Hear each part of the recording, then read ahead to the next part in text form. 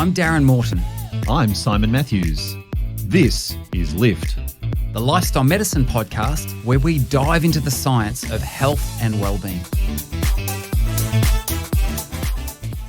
Today on the podcast, we're going to be talking about health behaviour change and everything to do with behaviour change. And Darren, the world's longest running annual behaviour change experiment starts on about December 31 every year. And the weird thing about this experiment is, of course, we get the same result year after year, but we keep doing the same experiment year after year. And I think you've got a story, haven't you, about what's actually what one particular company has done to track behaviour around this experiment. I have. And so I've got to ask you the question first of all, Simon. Are you a Strava? I don't actually know what a person who uses this application is called, but are you on Strava? A Stravan. I am on Strava, yeah. and I think we're actually connected on Strava. But it's not my. Are we? I will say it's not my preferred platform. I have a particular brand of smartwatch that starts with G, has 6 letters, ends in ARMIN. This is not an endorsement of any sort, but I use that platform to track all my fitness. Well, do you know you can? Yep. I have a Garmin too. You can see here my Phoenix 6, I think it is. That is product placement. We don't get any royalties or anything here, but I think you can actually link that to Strava as well. So for those who don't know, Strava is this platform. It's like, well, it started off. My wife used to call it Facebook for men. And what it was,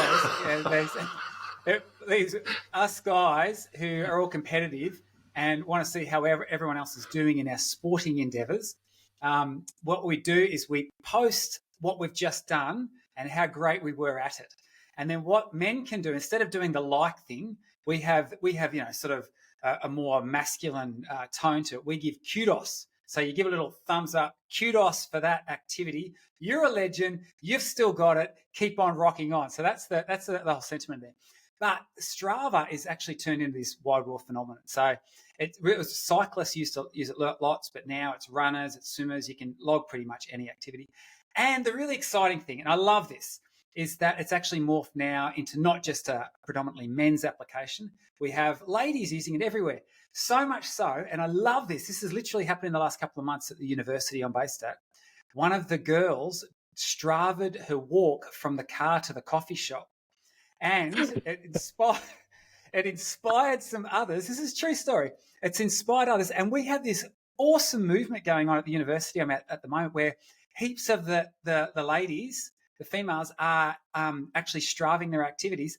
And now that same person that I just saw it the other day with my own eyes, the same person that Strava'd that walk from her car to the coffee shop, I saw 5-kilometre posts. So really, really good. Anyway, that's Strava in a nutshell. But here's the interesting thing.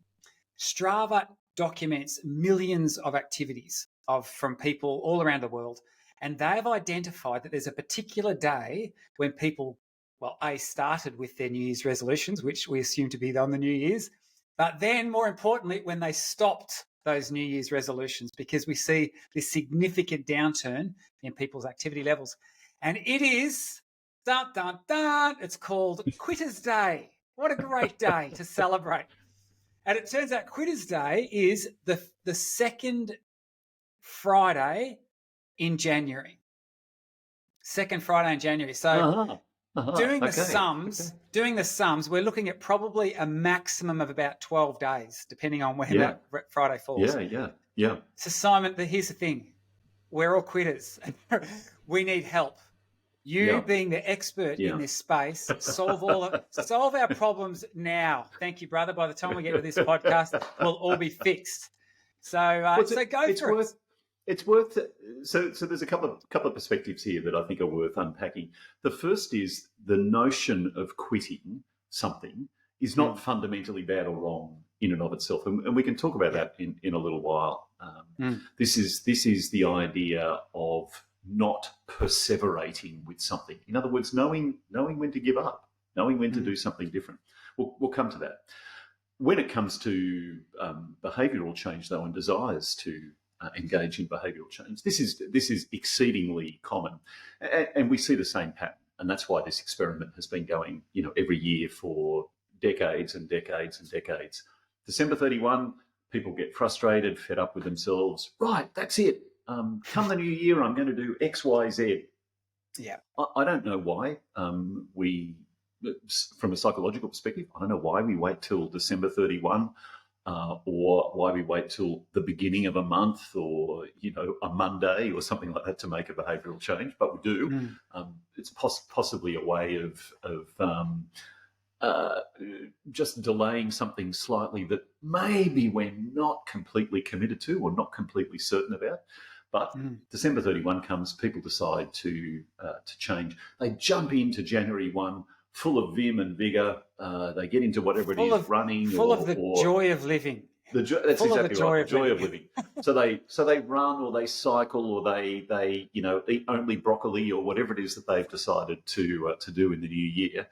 And they do that on January 1, then they do it on January 2, and they do it on January 3, and they feel great about it. January 4, typically, they maybe, skip a little bit, they forget, maybe they go back to work and get out of their routine.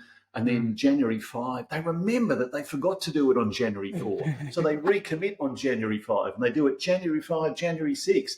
And then January 7 is a weekend and they get out of the rhythm again and they forget it on January 7. And then they forget it on January 8. And on January 9, they remember. And so they decide on January 10, I'm going to do it again. And then on January 10, they do it. January 11, they wobble a little bit. January 12, they kind of forget. And then it gets to about January 19 and they say, oh, yeah, gee, the last I did that was a week ago, wasn't it? And then it's gone. So, I mean, this speaks to the that's whole... a pretty reliable pattern to observe. Yeah. And it speaks to the challenges of health behaviour change. Absolutely. And so, and so I suppose the question is, what do we do about that? Are there things that we can put in place to set ourselves up to be more successful? So maybe we could make it to the third Friday of January instead of the second Friday. Yeah, and that incremental idea is really useful too. And in fact, one of the problems that we encounter in health behaviour change is this kind of boom and bust idea. So people become very, very frustrated with themselves, at maybe the amount of weight they're carrying or the absence of goodness in their diet or something like that. They get really, really frustrated, immediately jump for a strategy, immediately change something, and can sustain that only so long before, they forget about it and it goes away again. So we see this kind of boom, bust, boom, bust, boom, bust across behavioural change. One of the main reasons for that is that we're leaping to strategies rather than understanding motivation as a primary factor. Now, to understand motivation, we need to ask ourselves, why does it matter to me to do whatever it is, to lose 20 pounds or 10 kilos or to eat more broccoli or, run, 5 kilometres a day or something like that? Why does that matter to me? And once you've got that answer, then ask the question again, why does that matter to me? And keep going through, 3, 4, or maybe even 5 cycles of that to really burrow down into the motivation that sits beneath that strategy. So often we're driven by our emotion, driven by that sense of frustration to just leap for an answer, leap for a strategy, but it's lacking. It's like building a house with no foundations. If we don't have the foundations there, the house won't stay up. I like that. And I mean, it speaks to, Simon Sinek. I quite like his work. And one of his books is, Start With Why. And I like that you're really getting to the heart of why do you want this? And maybe I imagine that there are probably some really good whys and there are some whys that probably are not going to be quite as sustaining in terms of behaviour change in the long term. Like I'm just thinking, for example, I hear people, I just chatted with someone the other day who said they're on a mission to lose an extraordinary amount of weight. And when I said, so what's the intent? Well, I'm getting married and I need to fit into this dress. And I'm thinking, okay, well, that's a good motivation at this point in time. I don't imagine it's probably going to persist that long after the big celebration, though, is it? So exactly. So what's that why? How do we get to the heart of then our reason for doing this? Yeah, it's a great question, Darren. And so one of the things that as clinicians we need to keep in mind. So if you're a physician or a health coach or a dietitian or any sort of clinician, one of the important things to keep in mind is to understand that motivations can and do change across time, and the thing that's going to drive us to want to achieve something in one circumstance is not going to necessarily carry on for all time. Think, for example, of Sir Edmund Hillary, who climbed Mount Everest. At some, and I don't know how many people might have climbed the summit of Mount Everest, and that attempt was not recorded before him. So we don't know that, of course, but. He's the first person, as far as we know, to have recorded that effort to climb Mount Everest. He wanted to do that because he wanted to be the first person to do it. But what keeps you climbing mountains once you've done that? Yeah, you need to find some other reason to keep climbing mountains, because being the first person doesn't count anymore. You've achieved it. So one of the really important questions for clinicians to continue in conversation with their patients and clients is this idea around what's making this important to you, what's making it important to you to pursue this, and recognise that can change across time, and in fact does change across time for all of us. Are there better whys than or any getting it to the heart of, for example, wanting to fit into a dress? Is that just as a valid why as, for example, wanting to be around so that I can enjoy my grandchildren? Yeah, it's a great question. Yeah, I think that the answer to that, Darren, I'm immediately reminded of discussions around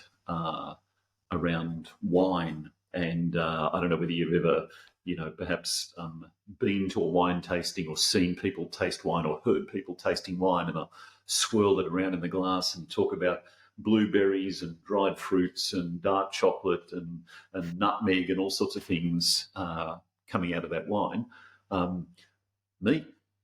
I take a sniff and think, oh yeah, that seems nice.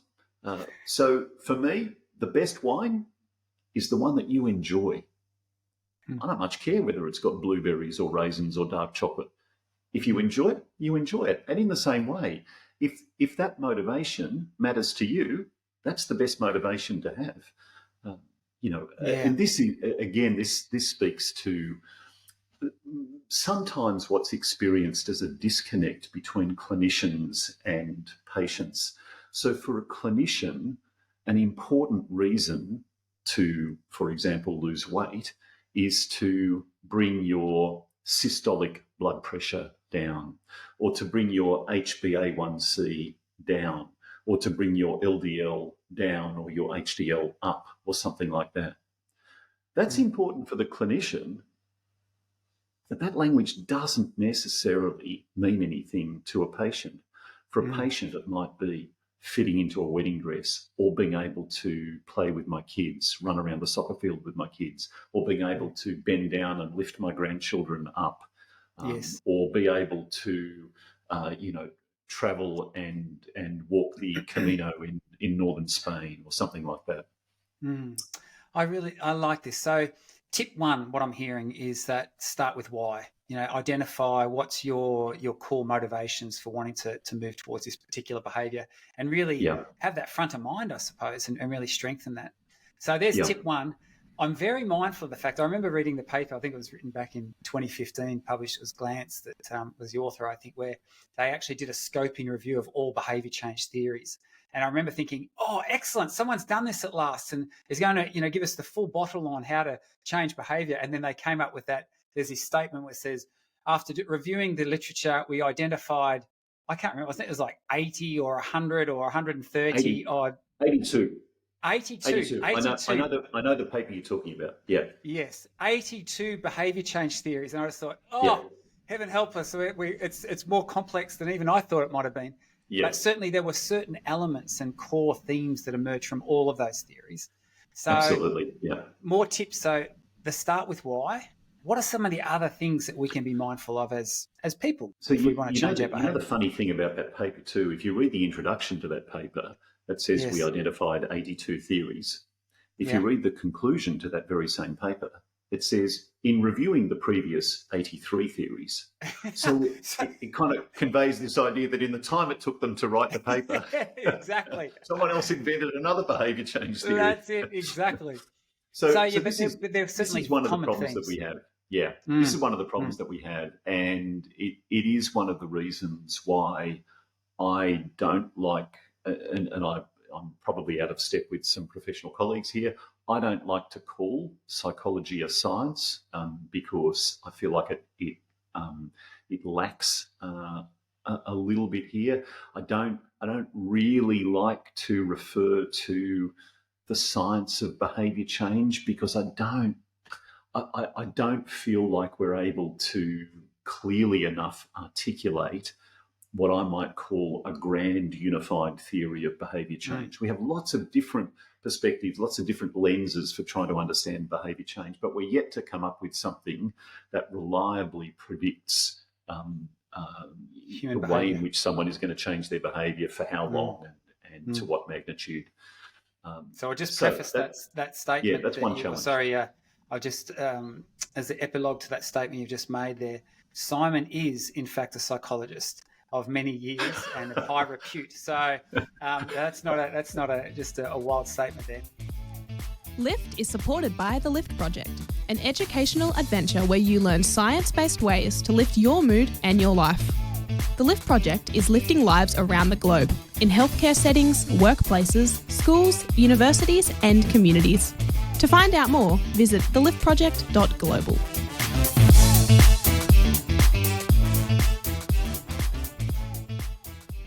Okay, so starting with why, if you had another couple of top tips for things people can be mindful of to actually move Quitter's Day further down the path, what other tips would you provide? Yeah, so I think understanding also that behaviour occurs in a context. So if you want to change your behaviour, you also need to think about the context in which that behaviour occurs, and that might mean thinking in a problem-solving or analytic kind of way about how to manage specific situations. So, for example, we've just been talking about wine.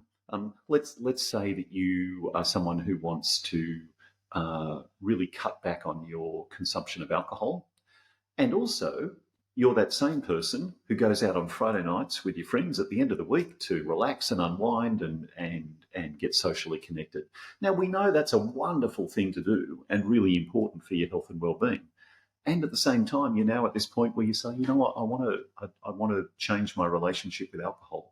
So that means that for that person in that context, that particular situation is going to require some attention.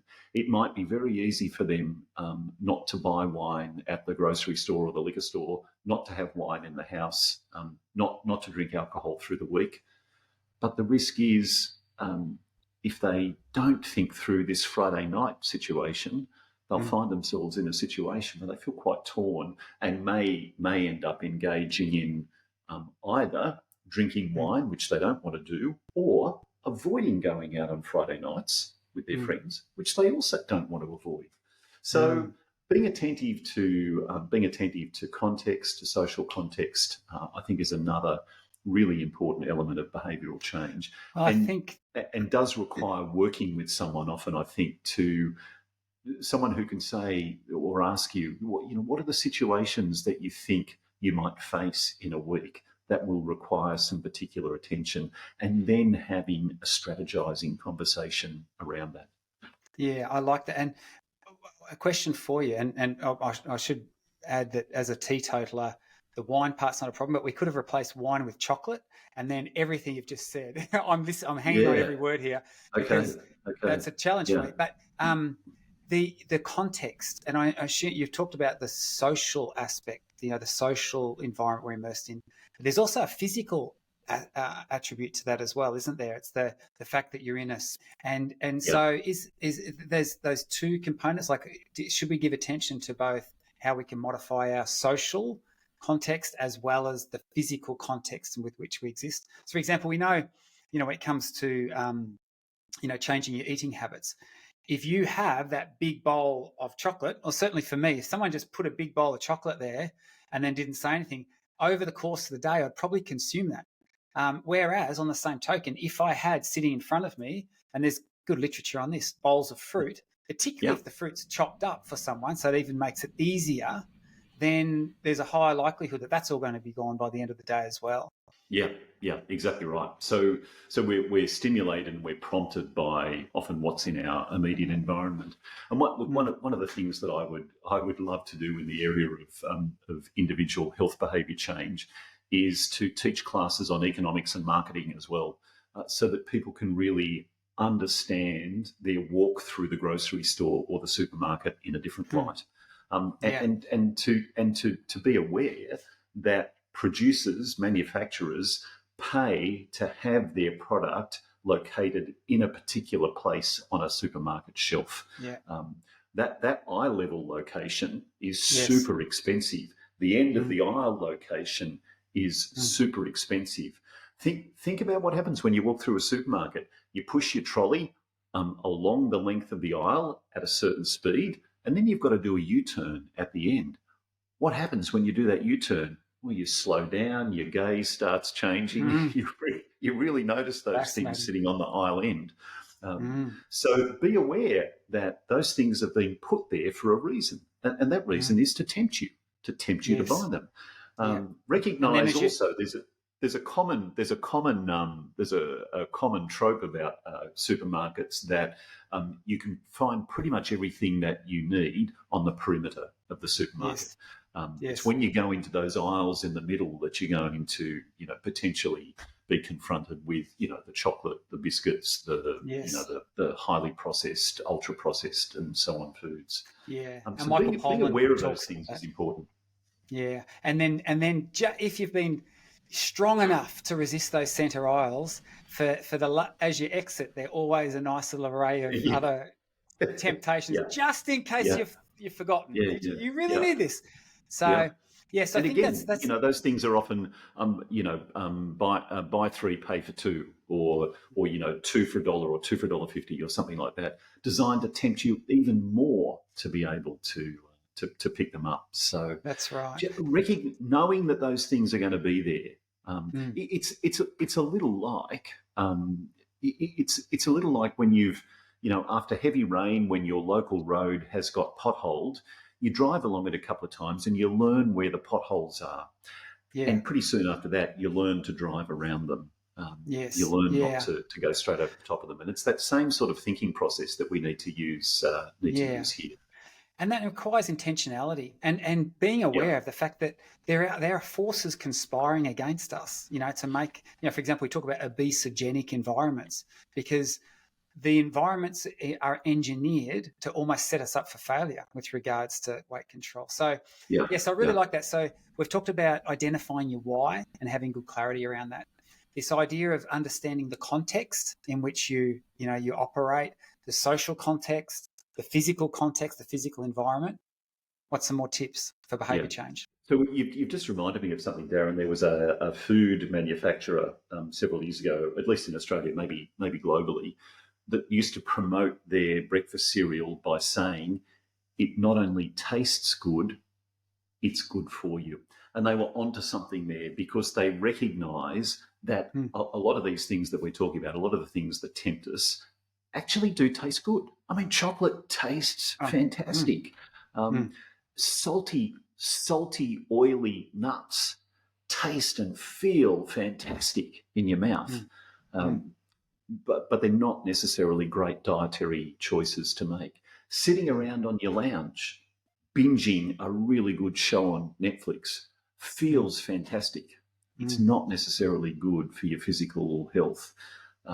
Staying up late into the night, partying and socialising feels great, but it's not really good for your sleep. So, I don't want to sound like a killjoy here. We can only choose to do things that, feel miserable to do and make us wake up wishing every day was our last day on the planet. But I come back to Dean Ornish's comment about, if I live like this, will I live longer, or will it just feel longer? Feel longer, exactly right. Exactly right. But it is possible, of course, to to change mindset and to really experience. I'm going to say experience the joy of choosing to engage in things that help us to thrive, help us to flourish, help us to feel connected, purposeful, meaningful, and so on in our lives. Well, so the next tip. Oh, sorry, go on. Yes. Yeah, the book Change Anything. The authors that talk about, one of the things you need to do is learn to love the new behaviour. So there has to be pleasure attached to it, doesn't it? Exactly right. And the pleasure, of course, comes back to that idea of motivation. If we've chosen that motivation because it means something to us, that's going to be the reward. The reward is we're engaging in something that has this really deep sense of purpose and meaning for us. I mean, my absolute favourite thing to do in the world is travel. I love to travel, and when I go to the gym and I work out, when I make the food choices I make, I'm thinking about that all the time.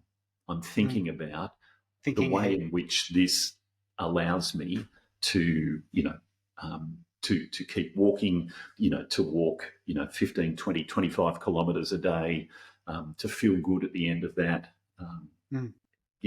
That's what drives me to do those things. So they ultimately often become their own reward. Yeah.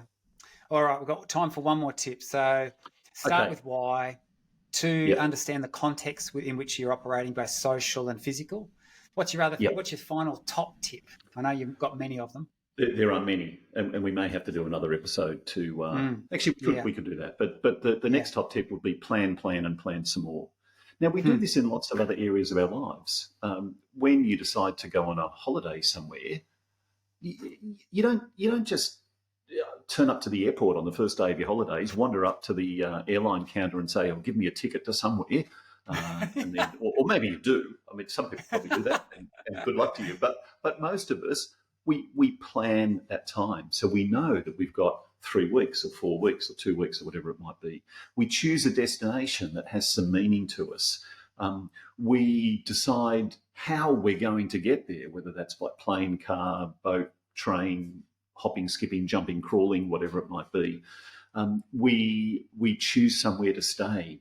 We search out experiences that we want to have.